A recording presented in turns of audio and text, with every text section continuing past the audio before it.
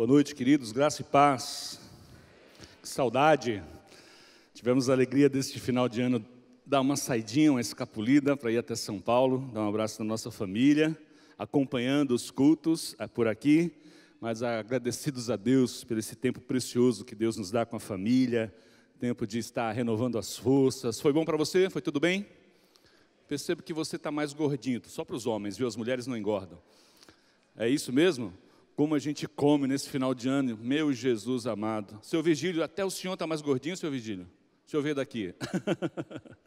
Então, um tempo precioso, nós estamos de volta, muito felizes e agradecidos por estarmos na nossa igreja. Hoje é o nosso primeiro culto dominical, tivemos 2 cultos hoje pela manhã, e vamos estar mais uma vez refletindo sobre a palavra de Deus. Que seja assim todos os domingos deste ano, em todas as quintas, nos pequenos grupos, em todos os lugares onde estivermos, estejamos juntos, meditando na palavra de Deus, ouvindo aquilo que Deus tem preparado para nós.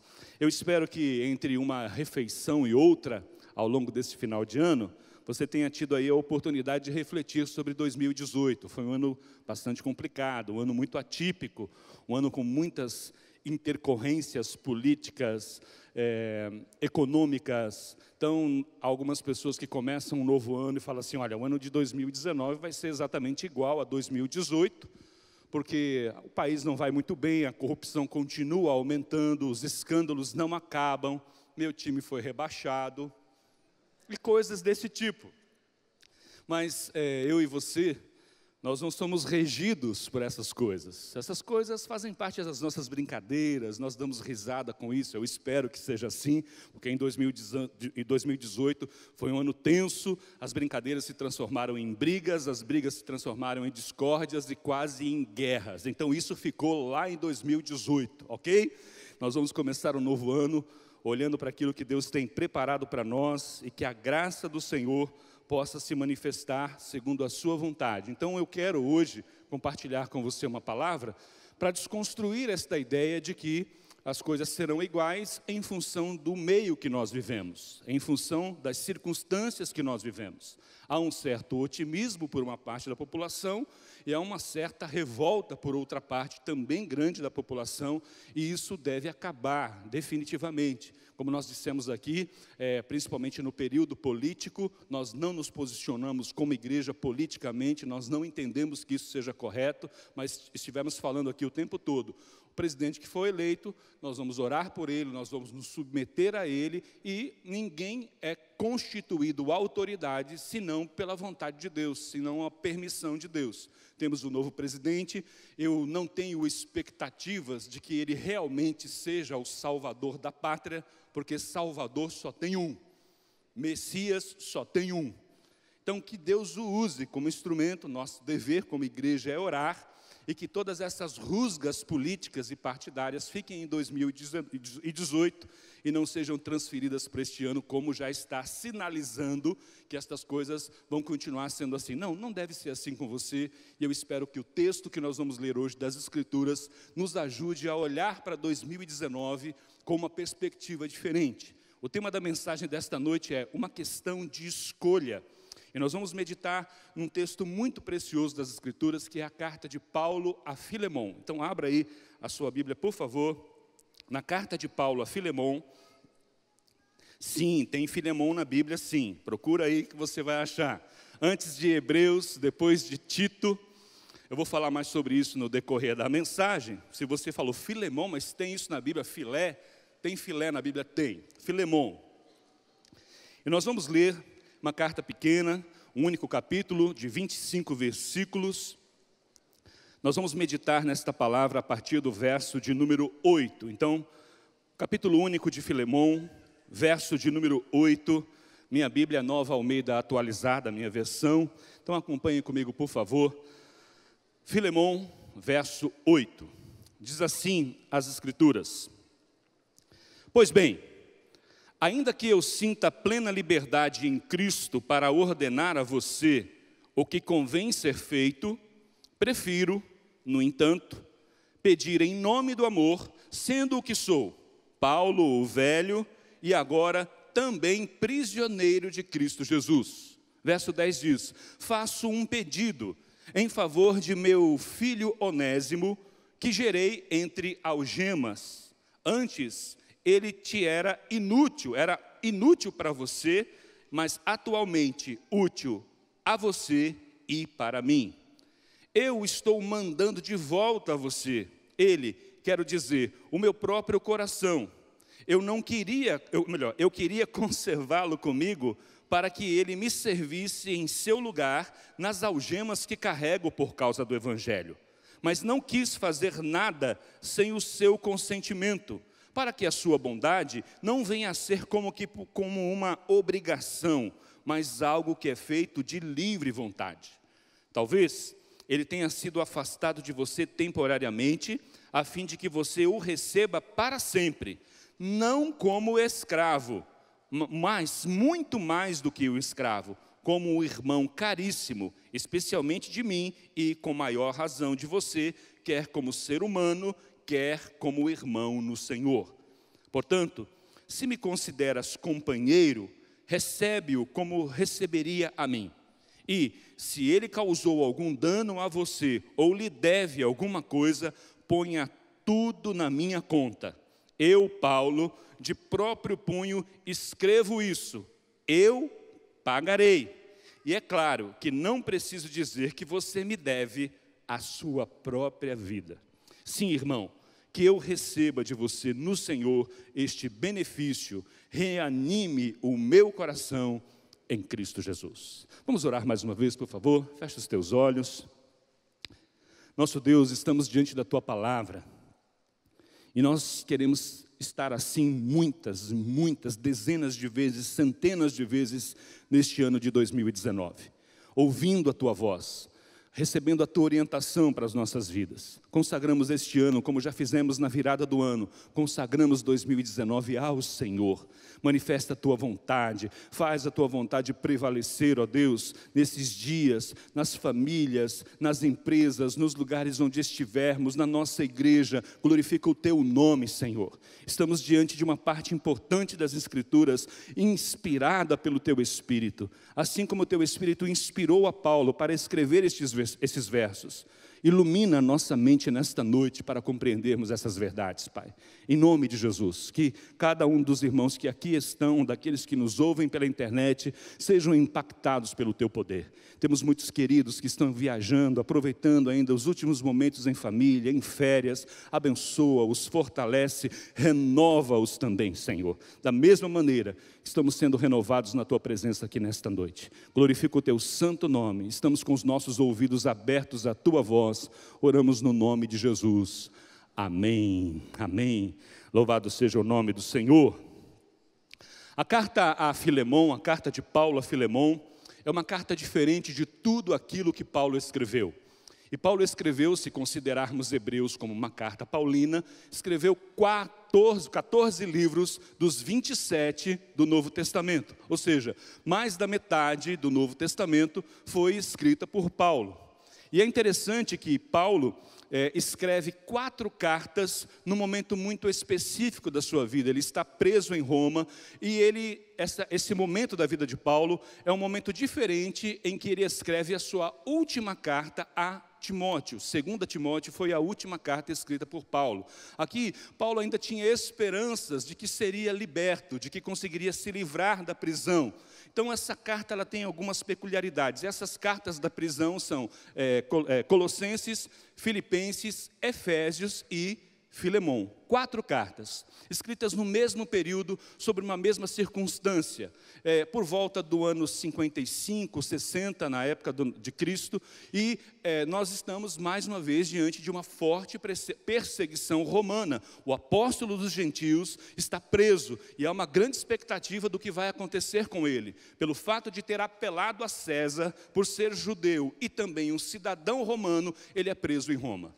E durante a sua prisão, ele tem um encontro com um homem chamado Onésimo. E este homem, um escravo fugitivo, tem um encontro com Paulo. E tem a sua vida transformada. Ele acaba se tornando um cristão, acaba recebendo o Evangelho, o poder de Deus para todo aquele que crê. E ele tem essa experiência, e agora Paulo escreve esta carta com peculiaridades muito diferentes de tudo aquilo que ele escreveu. Aqui em Filipenses, aqui em Filemão, nós não vamos encontrar nenhuma narrativa da expansão do Evangelho por todo o Império Romano, como encontramos em Atos dos Apóstolos. Então aqui nós não temos relatos históricos de como o Evangelho foi chegando nos lugares mais distantes do mundo conhecido da época e transformando a vida de pessoas. Não, a carta não trata disso.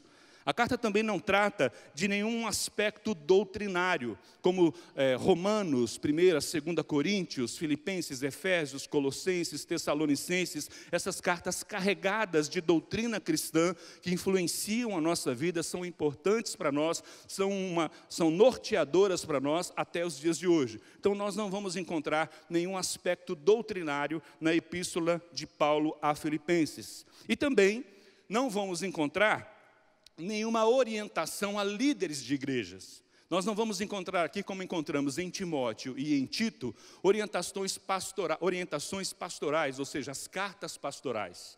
Então, se não é uma narrativa da expansão do Evangelho, se não tem doutrina, se não há aspectos doutrinários e se não há aspectos de liderança, qual o sentido de uma carta como essa estar no Novo Testamento? Porque me parece que aqui Paulo sai da sua escrivaninha de trabalho, vai até a cozinha talvez, tomar um café e abre o seu coração para um amigo, fazendo-lhe um pedido, um único pedido, que ele faça uma escolha. E é interessante que tem todo um conteúdo emocional essa carta. Apesar de não ter esses aspectos que já mencionamos, ela tem uma verdade poderosa, e minha intenção nesta noite, amanhã já passou, minha intenção nesta noite é que você seja impactado com esta palavra, de maneira que o seu 2019 seja diferente de 2018. Eu desejo que isso aconteça. Quero desconstruir a ideia de que as coisas serão iguais se a sociedade for igual, se a economia for igual, se a política for igual, ou se outros aspectos que influenciam a nossa vida vão continuar iguais em 2019. Isso não terá poder sobre você, se você fizer as escolhas corretas. Por isso, é uma questão de escolha. Então, a carta de Paulo a Filemão fala sobre um pedido. E fala sobre uma escolha.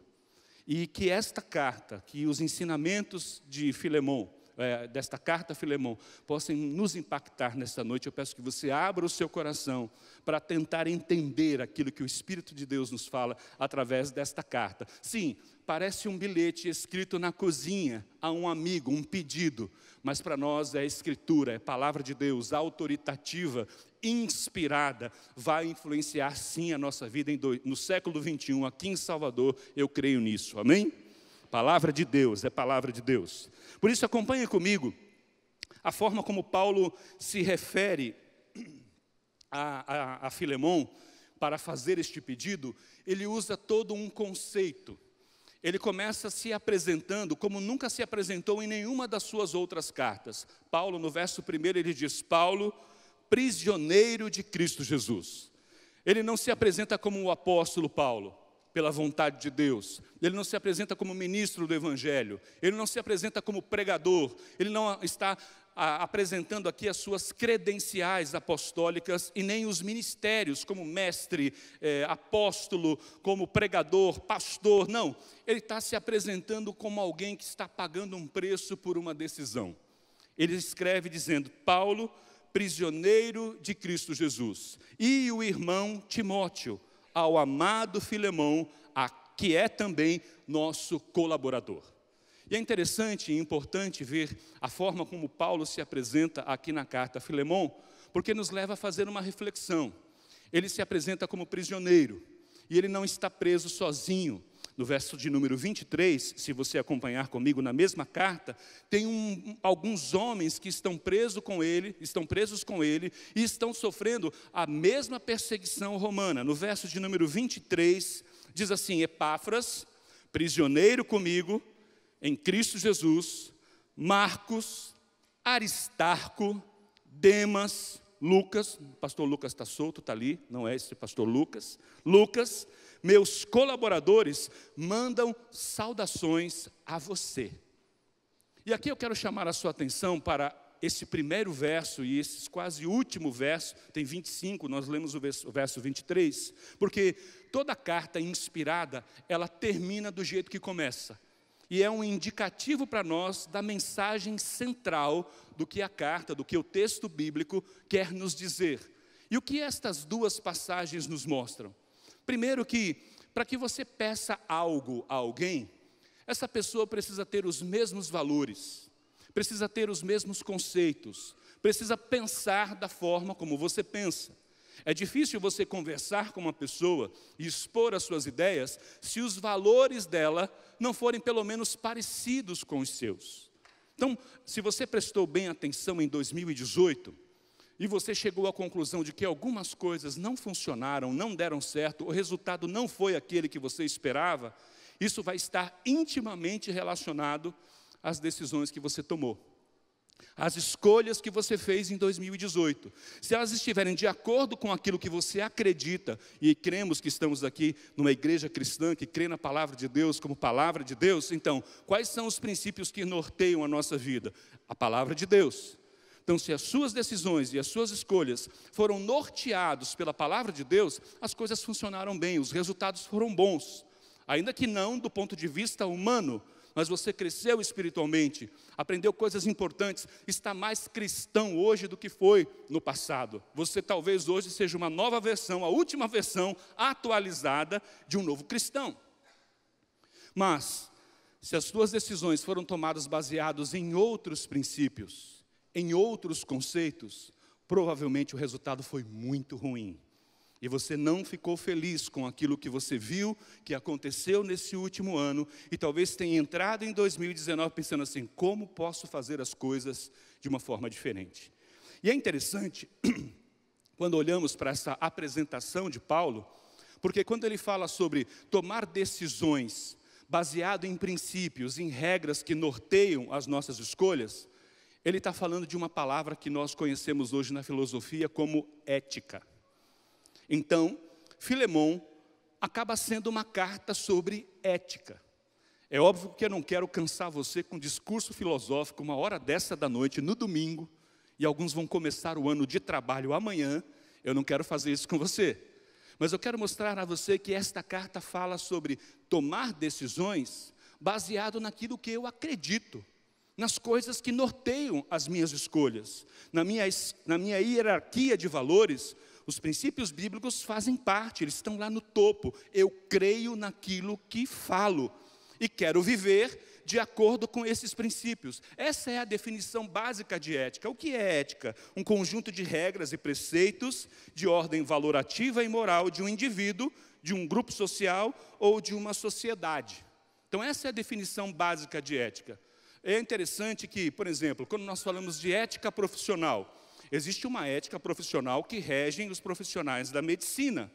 Existe uma ética profissional entre as pessoas que trabalham com engenharia. Nós temos organismos, ordens, conselhos que norteiam como essas pessoas vão se comportar dentro daquele grupo social. Percebem?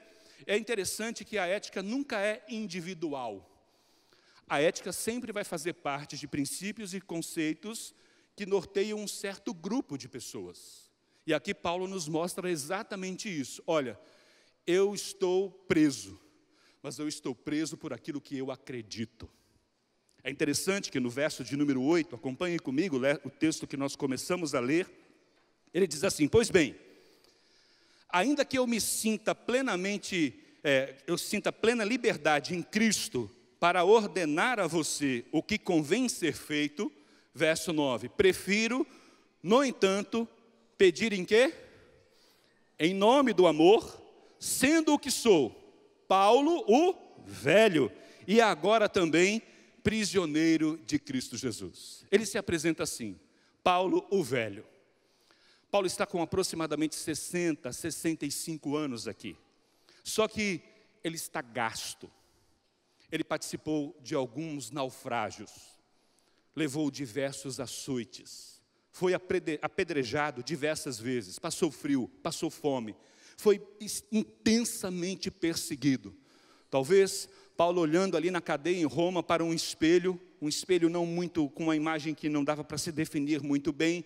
Ele olhou para si com 60, 65 anos e falou, estou velho, estou gasto, mas estou gasto fazendo aquilo que eu acredito. E vou fazer isso por todos os dias da minha vida.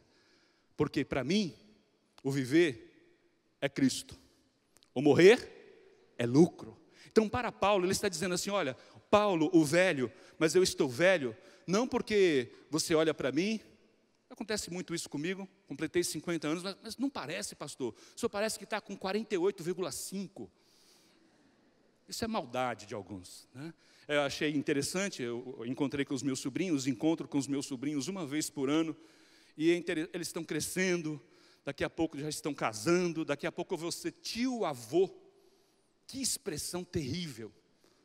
Eu estou me preparando psicologicamente para ser avô, mas tio-avô deve ser uma coisa assim, por exemplo, você sai na rua, pessoas que me tratavam, pastor, assim, agora me chama de tio. Ô tio, minha filha diz que eu sou um tiozão. E na opinião dela, um tiozão chato. Então o tempo passa, você olha para você e diz, espera aí, eu estou gasto, mas eu gastei a minha vida no quê? Eu defendi o quê? Quais foram as coisas que eu conquistei com o passar dos anos? O apóstolo Paulo está aqui dizendo, olha, Paulo, o velho, a palavra aqui presbítero, ancião, né? Presbíteroi do grego, ou seja, alguém que alcançou uma certa experiência, está dizendo assim, olha, eu sou Paulo, o velho, mas gastei os meus dias fazendo aquilo que eu acredito.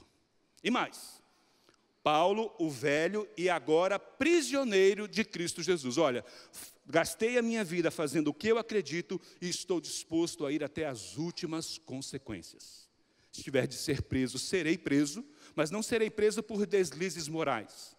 Não serei preso porque cometi algum erro ético, porque roubei, porque acabei tendo um desvio moral. Não, eu estou preso por aquilo que eu acredito, porque eu acredito no Evangelho, que ele é o poder de Deus para a salvação de todo aquele que crê, primeiro do judeu, depois do grego. Percebem? Então, há um preparo para que este pedido seja feito a alguém que acredite nas coisas que ele acredita. Porque nós estamos aqui diante de um fato extremamente difícil do ponto de vista social. Nós estamos diante de um pedido que é um pedido que vai transformar a vida de Filemon e a vida de Onésimo. Então ele se apresenta dessa forma e diz assim, olha, eu não estou sozinho. Eu tenho comigo Epáfras, eu tenho comigo Marcos, eu tenho comigo Aristarco, tenho comigo Lucas, ou seja, nós somos uma comunidade de pessoas que estão dispostas a ir até as últimas consequências para pregar o Evangelho de Cristo. Isso significa ética. Regras, princípios que ordenam uma comunidade, pessoas que pensam da mesma forma. E me permita fazer uma observação diante dessa ética. Nós, como Igreja Batista Metropolitana, tem algumas coisas que nós cremos, que nós acreditamos, que nós defendemos, que nós estamos dispostos a ir até as últimas consequências para defender aquilo que nós cremos. E tudo bem se você achar que eu já estou velho. Tudo bem se você falar assim, puxa pastor, o tempo foi cruel com você. Tem um amigo meu que está misturado no meio de vocês, que às vezes faz essa brincadeira. Quantos anos você tem? 50. Rapaz, o tempo foi cruel com você. O que foi? Teve um AVC? Teve algum problema assim? Porque ele acha que eu estou mais gasto do que deveria. Mas, não, eu estou gastando a minha vida naquilo que eu acredito. Tenho 50 sim, dos quais 25 pregando o Evangelho. Dentro da igreja, 35. Então, se eu estou gasto, é problema meu. Estou fazendo o que creio.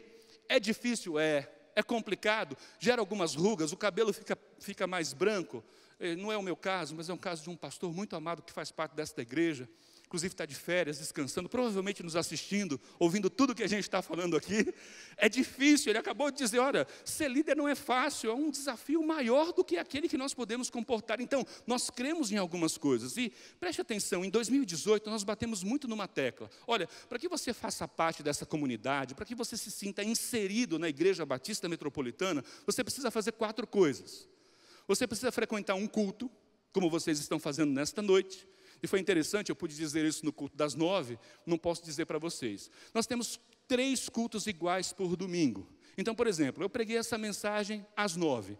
Se a pessoa não entendeu direito, ela fica para as 10h30. E se ela não entendeu direito, ela veio agora de noite. E se ela não entende direito, misericórdia, irmão.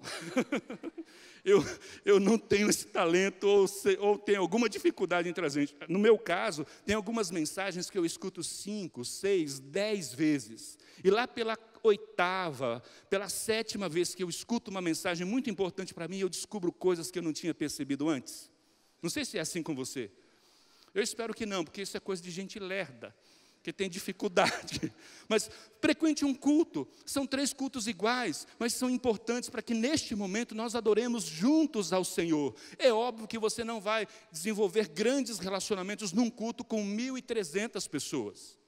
Você não pode achar que você vai ter afinidade com as quase 5.000 pessoas que passam pelo IBAN no final de semana. É óbvio que um culto não vai produzir comunhão. É um momento de adoração, é um momento de estarmos juntos, adorando a Deus, contribuindo com o que tem sido feito através desta igreja, gerando essa koinonia. Mas, depois de você participar de um culto, para que você possa ter comunhão e proximidade com os irmãos dessa comunidade, você precisa fazer parte de um pequeno grupo. Não tem outra forma, dentro da Igreja Batista Metropolitana, de você ter comunhão e ser cuidado numa igreja de mais de 4.000 pessoas. No pequeno grupo, é o lugar onde você vai ser cuidado, vai ser chamado pelo nome, as pessoas vão saber onde você mora, o que você faz, o nome dos seus filhos. Ali é um lugar de proximidade, um momento de comunhão, onde se estuda a palavra de Deus, mas o objetivo principal é gerar este cuidado, essa preocupação um com o outro. Então, se você frequentar um culto, se você fizer parte de um pequeno grupo, a terceira etapa é você precisa fazer escola bíblica dominical, para quando o pastor falar, abra sua Bíblia em Filemão, você não passar vergonha. Estudo bíblico, nós só temos condições de ter uma profundidade, lendo os 66 livros da Bíblia, Velho, Novo Testamento, cartas da prisão, cartas pastorais, livros proféticos, livros poéticos, só se aprende essas coisas frequentando uma classe de escola bíblica dominical. Na pregação você não vai aprender isso, num grupo pequeno você não vai aprender isso, é uma classe de escola bíblica dominical. Percebem? As coisas elas têm um propósito, elas estão integradas. Ao longo desses quase 30 anos da nossa igreja, isso foi se formando de uma forma muito consistente. Então, a cultura desta igreja é que você deva participar de um culto. Você faça parte de um pequeno grupo. Você frequente uma classe de escola bíblica dominical. E é só isso? Não. Você precisa servir. Está em um dos mais de 28 departamentos, ministérios que nós temos na igreja. Então, se você frequenta o culto, você vai ter esse momento de adoração. Se você faz parte de um pequeno grupo, você vai experimentar coisas que quem não faz parte não vai experimentar. Isso faz parte da nossa cultura. Essa é a nossa ética, os princípios e valores que norteiam a nossa conduta. Há pessoas que chegam para mim e dizem assim, pastor, como é que eu nunca participei de uma viagem missionária. E já fala assim, meio que fazendo biquinho, sabe? Eu nunca participei de uma viagem missionária. Eu vejo os vídeos, eu vejo as fotos. Como que eu faço para participar de uma viagem missionária? Para você participar de uma viagem missionária, você precisa acreditar naquilo que nós acreditamos. Por quê? As viagens missionárias, elas são feitas a partir de um pequeno grupo. Se você só vem no culto, se você só frequenta a escola bíblica dominical, provavelmente os anos vão passar e você nunca vai ter o privilégio, a honra, a alegria, a experiência incrível de fazer uma viagem missionária. Porque isso acontece através dos pequenos grupos. Percebem? Então, algumas pessoas dizem, não, eu não quero fazer parte de um pequeno grupo, eu não gosto de abrir meu coração, não gosto de estar na casa dos outros. Tudo bem. Se isso não é um valor para você, tudo bem. Nós não vamos brigar por causa disso. Eu não vou fazer biquinho para você, mas não venha para cá reclamando que a consequência vai ser você não participar, por exemplo, de uma viagem missionária. Então, se você não participou porque não faz parte do mecanismo, do ordenamento que nós tivemos para que as viagens sejam feitas por pessoas, membros da igreja, que vão até os nossos campos missionários abençoar de forma poderosa. Irmãos, a lancha encalha no meio do rio, do mar. Alguns dão risada, outros choram desesperadamente, mas é uma experiência incrível. Você vai para abençoar numa viagem missionária e volta abençoado, muito mais abençoado. Não é assim? Percebem? A nossa ética, as regras, os conceitos que nós defendemos, tem a ver com aquilo que nós cremos. Então hoje, quando nós temos um departamento infantil com mais de 260 voluntários, 260 pessoas trabalham no departamento infantil, 60 só no berçário. Sabe quantas crianças foram apresentadas em 2018 aqui na IBAM? 98. Irmãos, por favor, vão assistir mais televisão, orar mais, ler mais a Bíblia. Não tem mais onde botar bebê. Nosso último culto de 2018 foram 12 bebês. Não, pode deixar vê-los. Vamos, crescei-vos e multiplicai-vos, alegria. Mas percebe que nós precisamos nos estruturar. Para onde essas 98 crianças vão? Vão para o nosso departamento, nosso berçário. Precisa de um ordenamento, precisa se organizar, precisamos de critérios para receber essas crianças.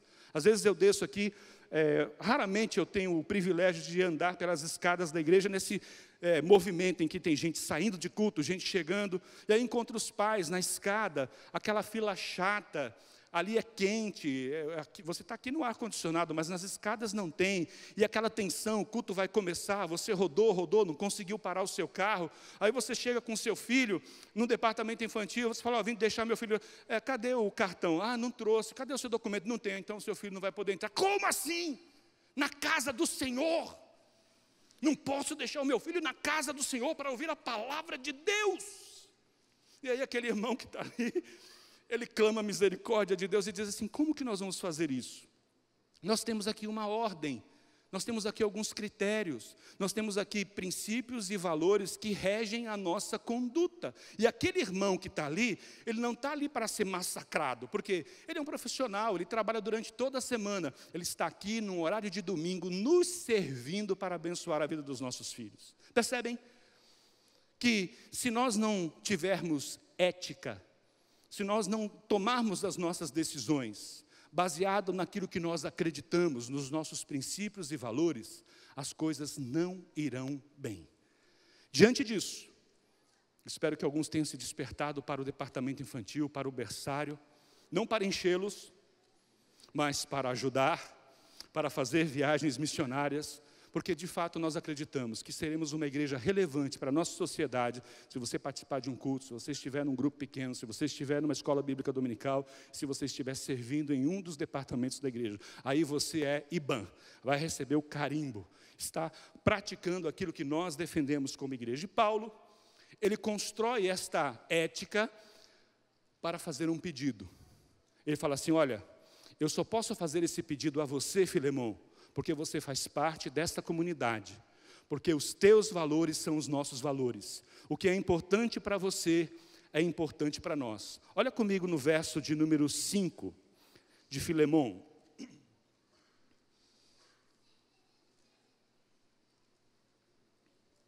Eu gostaria que pelo menos no meu epitáfio, mais conhecido como túmulo, tivesse alguma parte do que Paulo diz a este homem, aqui a partir do verso de número 4, na verdade. Filemão 4.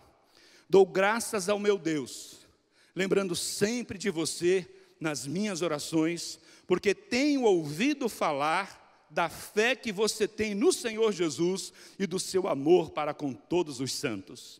Oro para que a comunhão da sua fé se torne eficaz no pleno conhecimento de todo o bem que há em nós para com Cristo Jesus.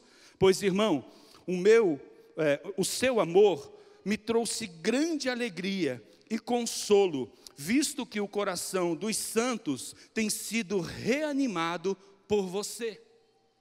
Olha que expressões incríveis. Paulo está chegando para este homem que ele nunca conheceu pessoalmente, porque nós estamos falando aqui da igreja de Colossos. A igreja da cidade dos Colossenses funcionava na casa de Filemão. Quem era o pastor dessa igreja? Era um homem chamado Epáfras. Ele tinha ido até Éfeso, onde o ministério de Paulo durou o maior tempo, por 3 anos, e lá em Éfeso ele teve contato com o que Paulo pregava, com o Evangelho de Cristo. E voltando para Colossos, planta ali uma igreja. Eu não sei se você prestou atenção no verso 23, onde está Epáfras, preso com Paulo em Roma. Então, quem está liderando esta igreja que se reúne na casa de Filemão? O filho de Filemão, Arquipo, ou Arquipo, como está escrito aí no verso de número 1. Então, Áfia, esposa de Filemão, e Arquipo, pastor da igreja local. Esse homem era uma bênção, era um bom cristão, ele servia a Deus, tinha uma fé consistente, ele abençoava as pessoas que estavam ao seu redor, ou seja, ele era um bom homem, era um bom pai de família, um bom marido, e abençoava a igreja do Senhor. Eu vou pedir o que para um homem desse, com esse perfil, que acredita nestas coisas, que foi alcançado pelo Evangelho, tem uma profunda gratidão a Deus por ter sido liberto dos seus pecados em Cristo Jesus, por ter o seu nome escrito no livro da vida. O que eu peço para um homem com essas características? Então Paulo fala, olha, eu conheço, eu tenho ouvido a seu respeito, eu sei o que você tem feito e o seu perfil de abençoador e de abençoado. Então ele constrói isso e diz, olha, você faz parte da comunidade, você faz parte do grupo de pessoas que eu acredito, por isso eu vou te fazer um pedido. Vou fazer um pedido difícil, mas vou te fazer um pedido em função daquilo que você acredita.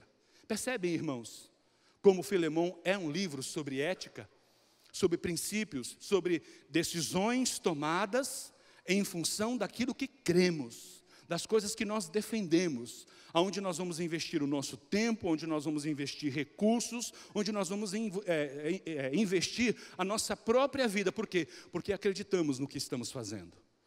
Eu espero que isso seja um norte para você em 2019, porque talvez as coisas não mudem. Talvez nós não tenhamos um grande movimento de empregos no nosso país. E sabemos que muitos profissionais que gastaram um bom tempo na sua formação, um bom tempo em empresas, estão hoje desempregados. Qual é a expectativa dessas pessoas que estão desempregadas dentro dessa comunidade para 2019? Eu quero dizer a você, Deus vai abrir uma porta para você, com a economia melhorando, e se a economia não melhorar, Deus vai abrir a porta da mesma forma. Porque os princípios que regem a nossa vida, aquilo que nós cremos, é a intervenção da soberana mão de Deus. Há pessoas que estão no nosso meio passando por crises familiares, momentos difíceis, revelações assustadoras.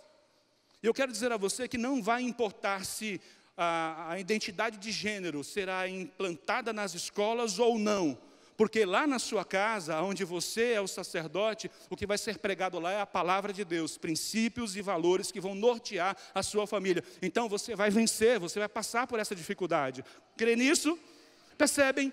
Então nós não estamos regidos pela economia, nós não estaremos regidos por uma ideologia política, nós somos guiados pela boa mão de Deus. Seremos gastos nisto, e se tivermos que ser presos nesse sentido, seremos presos felizes. Eu fico imaginando Epáfras, que estava preso com Paulo. O tempo de Paulo era uma coisa assim, extraordinária. Já imaginou você podendo tomar café, almoçar, jantar com Paulo? Eu estava brincando pela manhã, já imaginou, você está indo para o aeroporto, você encontra o pastor Abraão lá no aeroporto. Você sabe, eu não sei se você tem essa percepção, o pastor Abraão é quase um mito. É difícil você conversar com ele. Ele está aqui, mas não está. Porque ele está em todos os cultos, ele está em todos os lugares, mas a gente às vezes não consegue conversar com ele. Por quê? Porque ele dorme muito, ele quase não faz nada. Desculpa, pastor, é brincadeira, viu? Ou seja, muitas atividades, muitas tarefas, bastante ocupado. Então, quando nós pastores sentamos com o nosso pastor, a gente senta e fica bebendo as coisas que ele fala. A gente fica com expectativa, né, pastor Lucas, que eu estou vendo daqui, qual é o dia da nossa próxima reunião? A gente vai sentar e a gente vai ouvir o nosso pastor trazendo uma orientação de Deus para nós vamos orar juntos. Que momentos preciosos. Então você chega no aeroporto, aquele tumulto no aeroporto, você descobre que o pastor Abraão está no mesmo voo que você. Aí você fala, puxa, mas no avião eu não vou encher as paciências do pastor Abraão, Cléo não vai deixar. Então você fica feliz de ter encontrado e de repente você percebe, voo cancelado, você, glória a Deus. 3 horas aqui no aeroporto com o pastor Abraão, esperando quando que este voo vai sair. Já imaginou que bênção seria você perder este voo? Pastor, não teve um amém aqui. Nem Eliana falou amém. Então, o que eu quero dizer é que, dependendo dos seus valores e dos seus princípios, isso seria uma bênção. Agora, se você estivesse preocupado em chegar em algum lugar, em desfrutar de alguma coisa, talvez isso fosse uma coisa difícil. Percebe como princípios e valores norteiam as nossas decisões? Ficaria muito feliz, eu quero declarar isso. Não estou aqui fazendo rasgação de seda, viu, meu pastor? Mas se a gente perdesse um avião, ficasse 3 horas no aeroporto, ia ser uma bênção. Eu ia tomar um café com o senhor, ia pagar o café, inclusive.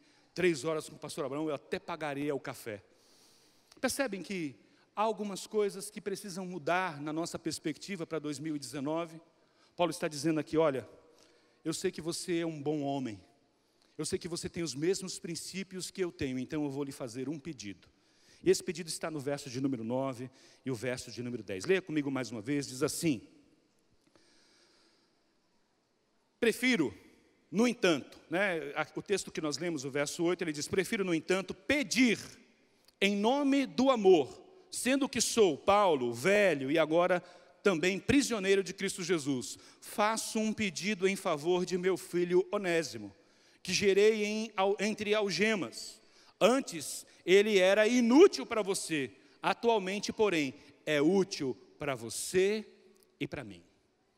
Parece um pedido simples, mas se você olhar o contexto, você vai perceber que é uma coisa que Paulo nunca fez. Uma das coisas que me intrigaram bastante, assim que eu comecei a ter contato com a palavra de Deus, isso já tem mais de 30 anos, quase 35, é que ao ler as Escrituras e ao reler as Escrituras, li a Bíblia inteira várias vezes, estudo a Bíblia há muitos anos, uma coisa era um ponto de interrogação para mim, na minha limitação. Deixa eu até sair de trás do púlpito aqui, porque é uma opinião pessoal. Eu não conseguia entender por que na Bíblia a escravidão era tolerada. Você olha para o Velho Testamento, as pessoas que venciam determinados povos, aqueles povos que eram vencidos se tornavam escravos. Aconteceu com Israel diversas vezes. E Israel venceu diversas nações e teve diversos escravos. Ao ponto de, na própria lei mosaica, ter atribuições e algumas indicações de como tratar os escravos. Levítico tem informações sobre isso, o Êxodo tem informações sobre isso. E o mais curioso é que para os judeus havia uma regra, principalmente no Talmud, onde eles diziam assim, olha, tratem os seus escravos com cordialidade, com humanidade. Não sejam desumanos com seus escravos. O desejo do coração do Silvio, na minha limitação, na minha humanidade, era que houvesse uma lei, não escravizarás. Porque na minha cabeça não entra um ser humano sendo dono de um outro ser humano. Eu sou ocidental, sou filho de baianos, então eu sou do século XX. Então, a escravidão para mim é uma coisa inadmissível. Então, quando nós olhamos para o contexto da carta de Paulo a Filemão, a escravidão era uma coisa absolutamente normal.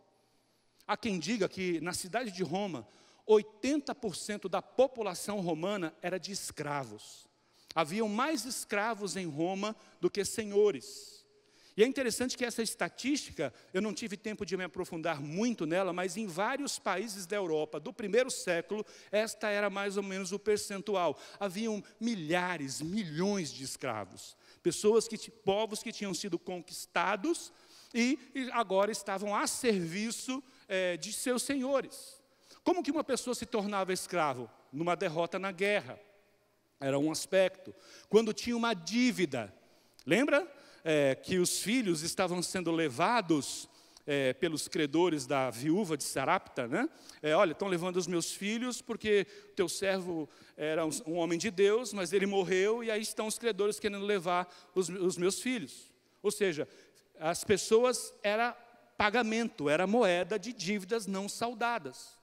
Então, se a pessoa também cometesse algum deslize, também ela podia ser escravizada. Essas eram as regras, mais ou menos, que nesses últimos 3.000 anos, desses últimos 4.000 anos de história. Então, olhando para Filemão e este pedido de Paulo, talvez a gente não entenda a profundidade do que este pedido traz. Eu acredito que esse é o tema central da carta de Filemão. Um pedido, uma escolha. E Filemão, ele possuía um escravo, chamado Onésimo, que tinha fugido. E que nesta fuga ele se encontra com Paulo e se transforma num cristão. Uma das coisas que me chamava bastante atenção também era que Paulo nunca foi contra a escravidão. Paulo, um homem extremamente inteligente, filósofo, doutor da lei, cristão, falava diversas línguas, ele nunca se posicionou na Bíblia contra a escravidão. Você vai encontrar em Efésios, em Colossenses e em Coríntios, orientações como essa. Olha, servos, obedeçam os seus senhores. Senhores, tratem bem os seus servos.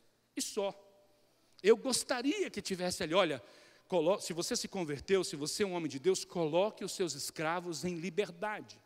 Não me parece óbvio para um cristão, não me parece uma coisa que para nós, ocidentais, baianos, brasileiros, seria uma coisa óbvia, mas não faz parte da cultura, não faz parte do contexto histórico um pedido como esse. Por isso, eu quero chamar a sua atenção para o pedido de Paulo. É o pedido de um homem que acredita em princípios e valores, fazendo um pedido para que este homem vá além. Dê um passo a mais. Faça aquilo que ninguém faz. Faça aquilo que não é costume da sociedade. Tenha uma atitude em qual ele não vai encontrar exemplos. Olha, fulano fez isso, ciclano fez isso. Não. Paulo chega para Filemão e diz assim: perdoa, Onésimo. Ele te foi inútil, ele faz um trocadilho, o nome Onésimo significa útil, significa proveitoso. Vários escravos tinham esse nome, era um nome bastante comum. Ele diz assim, olha, te foi inútil por um tempo, mas agora ele é útil a você e a mim.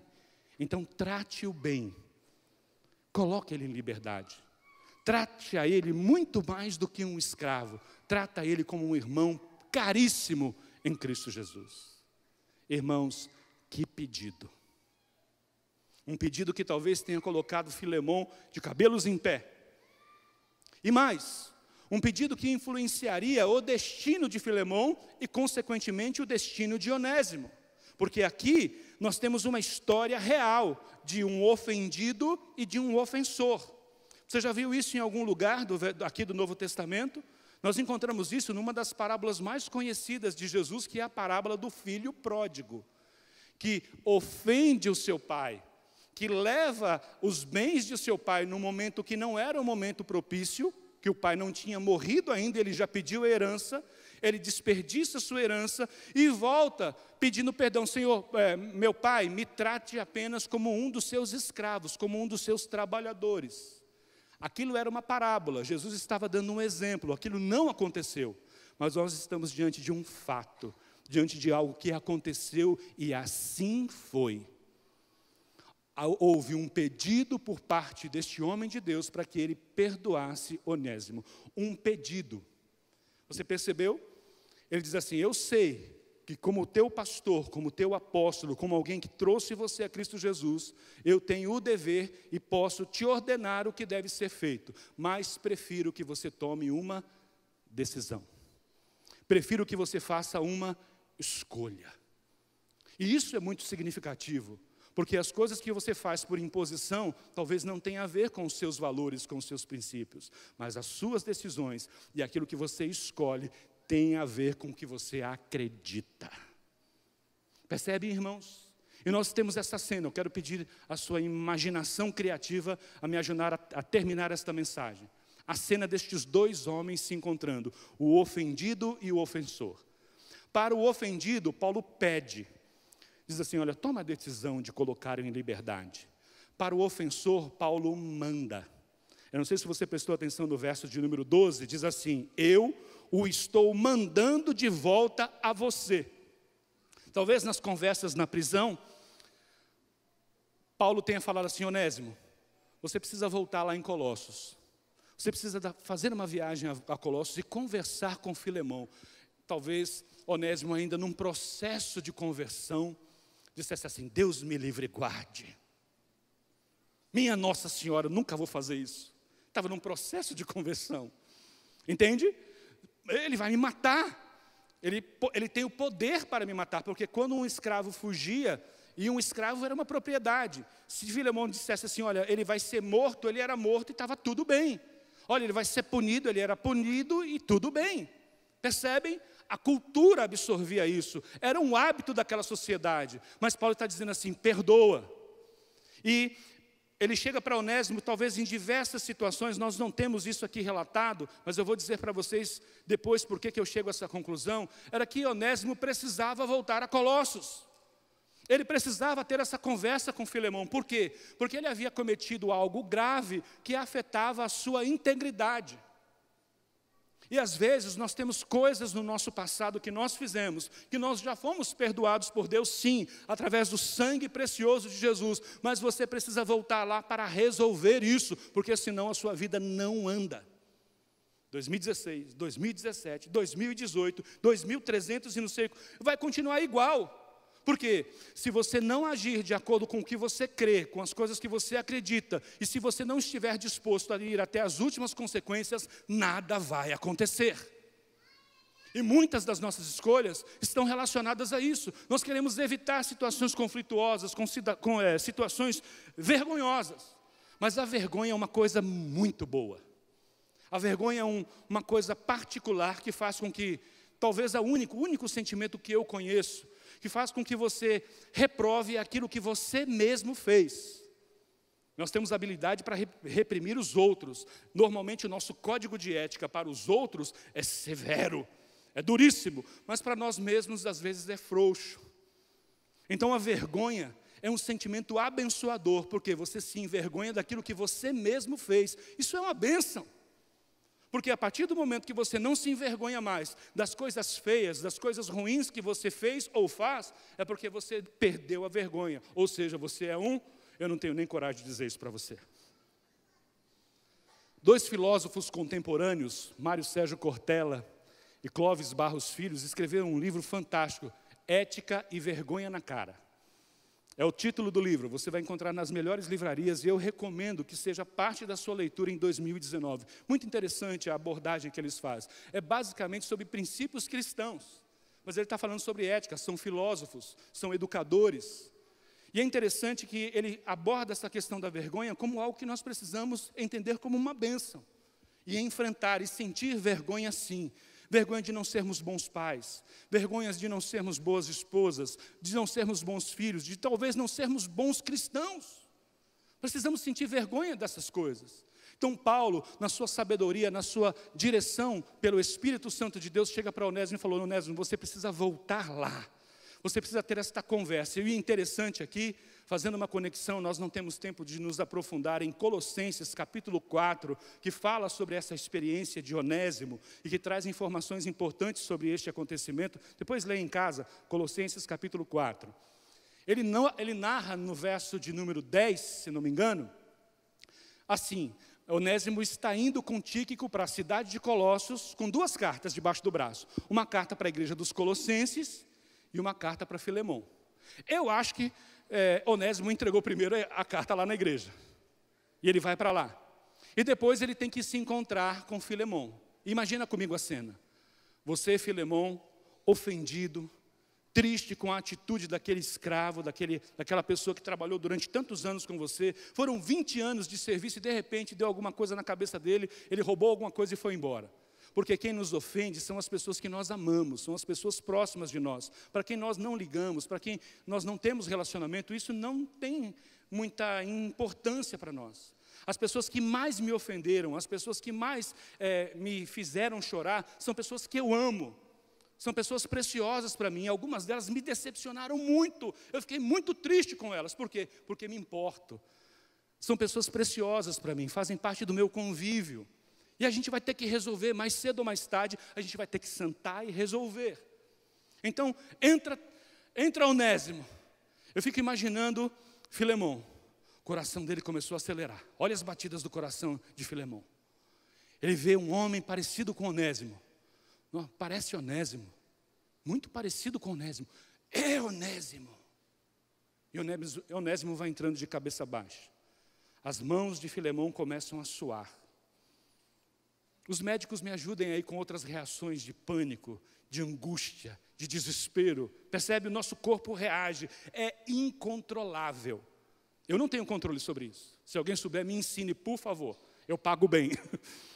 Eu vejo, imediatamente o coração acelera, minhas mãos ficam frias. Talvez a minha fisionomia mude. Eliana vire para mim e fala assim: o que está acontecendo com você? Eu responderia como todo bom marido que não quer ser incomodado naquela época, naquela hora: nada. Mas ela sabe que é tudo. Porque as esposas chegam em determinado momento, elas conhecem a sua sobrancelha, o seu bigode, se você tiver bigode. E ela sabe que alguma coisa está acontecendo. E vai entrando Onésimo e entrega a carta. Imagina o coração de Filemão, recebendo uma carta pessoal.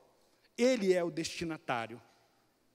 Todas as outras cartas são enviadas para igrejas, para pastores, mas este homem teve o privilégio de receber uma carta do apóstolo Paulo, com um pedido: tome uma decisão importante. E Onésimo, que coragem este homem teve de enfrentar este problema grave. Ele estava correndo risco de vida, ele estava correndo risco de não voltar mais, mas ele aceitou e foi até as últimas consequências, porque é assim que uma pessoa faz. Ela defende aquilo que ela crê, ela defende aquilo que ela acredita e está disposta a ir até as últimas consequências. Nós não temos o final dessa história, que pena. Eu queria que tivesse um capítulo 2, um capítulo 3, mas a carta termina dizendo assim: olha, certo estou, verso 21, da sua obediência. Eu escrevo a você sabendo que fará mais do que eu estou te pedindo. Você é dos nossos. Você acredita no que eu acredito. Você tem o mesmo código de ética que eu tenho. Faça isso e você vai perceber que você vai além. A sociedade não faz. Não é um costume da época. Mas eu estou te pedindo. Um cristão, um homem de Deus faz isso. Então, liberte Onésimo. Lendo essa semana cartas dos pais da igreja. Os pais da igreja são ali do primeiro século, na metade do segundo século. Pessoas que escrevem sobre as narrativas do Evangelho. Tem uma carta de Inácio, vários escritos, é um dos pais da igreja. Ele menciona 14 vezes Onésimo. E sabe como ele se refere a Onésimo nas suas cartas? Bispo de Éfeso. Esse mesmo Onésimo aqui, que foi perdoado, que era um ladrão fugitivo, ele se transformou em uma bênção para a igreja de Cristo, por uma das igrejas mais importantes, ali se é que a gente pode colocar grau de importância, né? Nós temos Éfeso em Efésios, nós temos Éfeso em Atos, nós temos Éfeso no Apocalipse. Então, desta importante igreja, ele foi bispo, ele foi supervisor, ele foi uma autoridade importante desta igreja. Por quê? Porque foi até as últimas consequências. Viveu de acordo com aquilo que acreditava e com aquilo que ele defendia. Ele tinha um código de ética.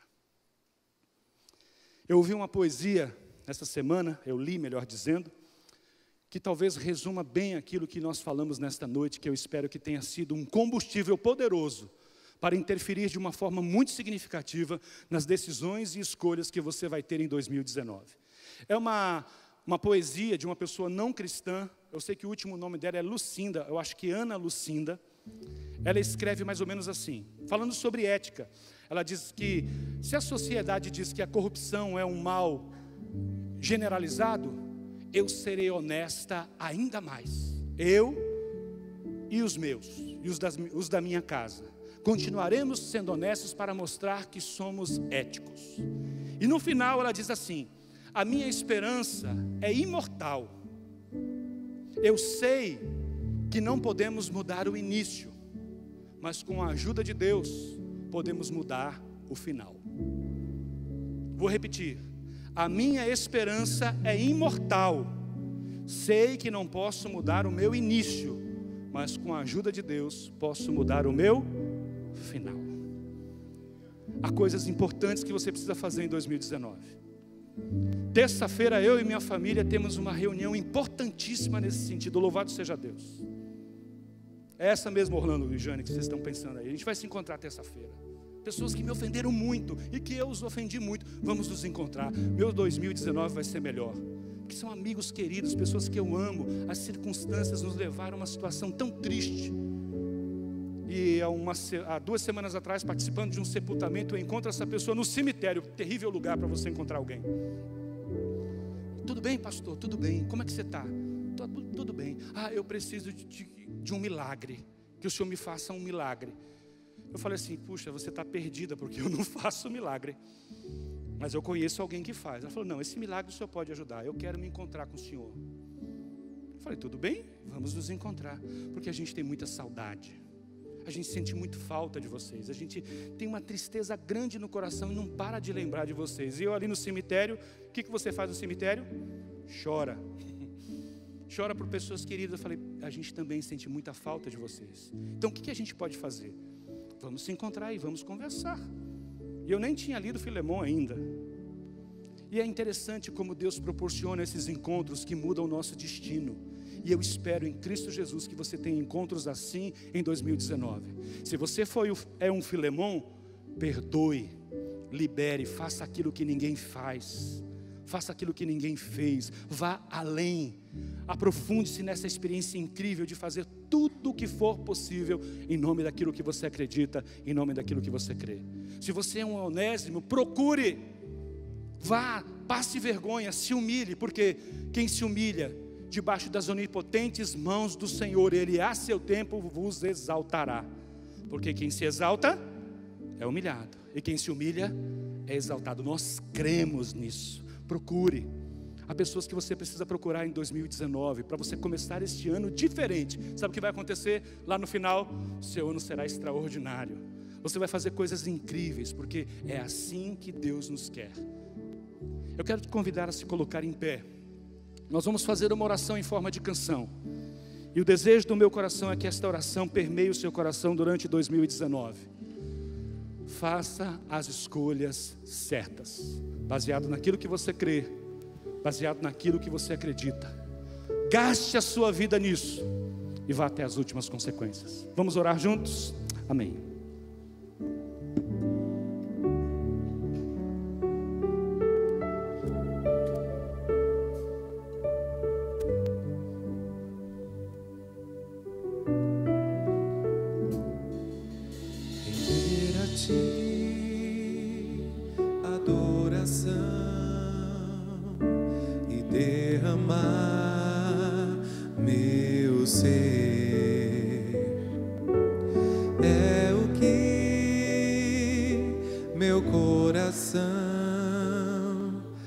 Deseja toda manhã te imaginar, é me inspirar pra te dizer: estou apaixonado cada vez mais por ti.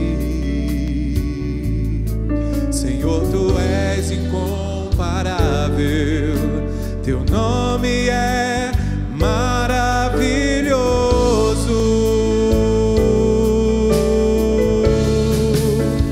Leva-me além,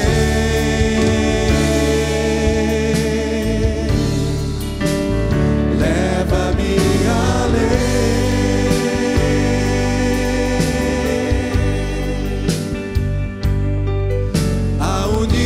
mais profundo de intimidade contigo, ó Senhor.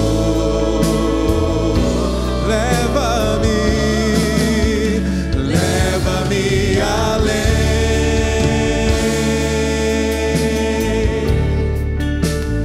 leva-me além.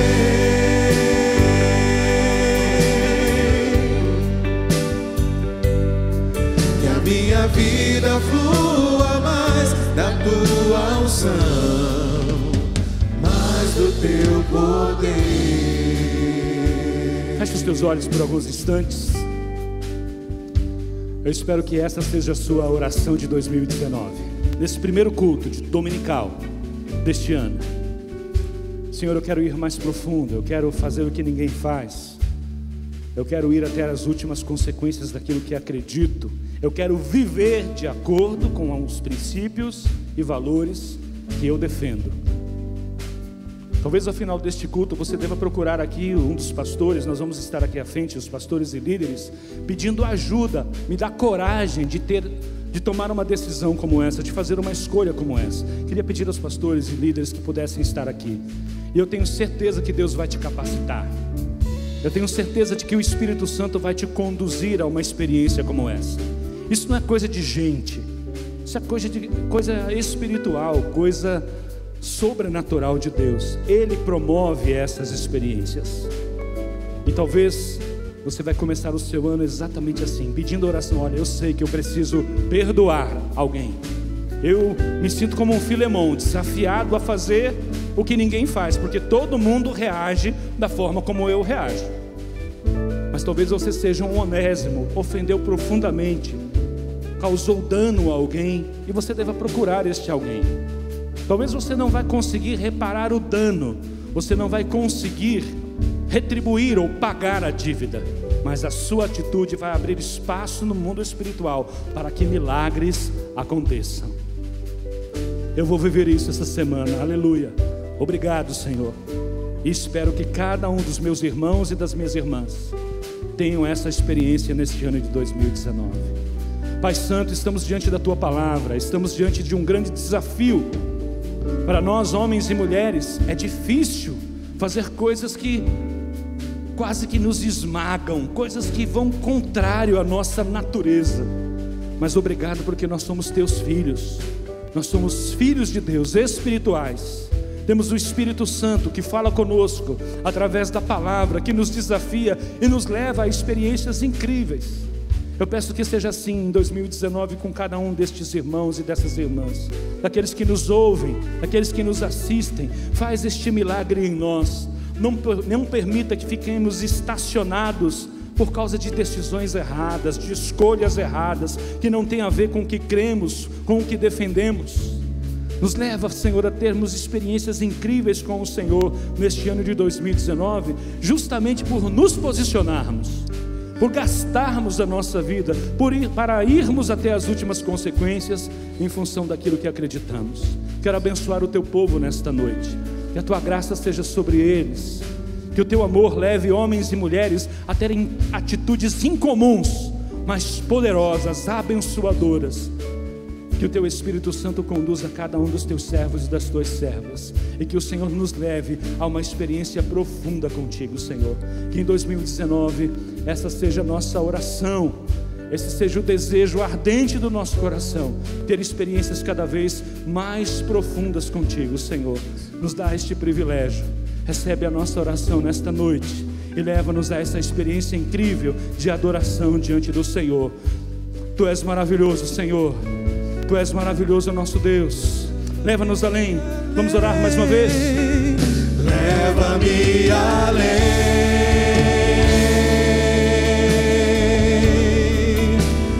Leva-me além. Eu quero ir, Senhor, a um nível mais profundo de intimidade contigo, ó Senhor. Leva-me além, leva-me além, leva-me, leva-me além.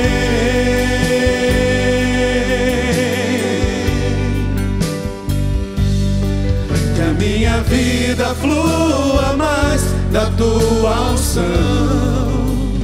mais do Teu poder. que a minha vida, mais uma vez, que a minha vida flua mais da Tua unção, mais do Teu poder. que a graça do Senhor Jesus, que o amor de Deus Pai e o consolo do Espírito Santo seja com você. Feliz 2019. Este ano será extraordinário para nós. Deus te abençoe. Boa semana. Vai na paz do Senhor. Os pastores e os líderes estarão aqui à frente, à disposição daqueles que precisarem de oração. Deus abençoe.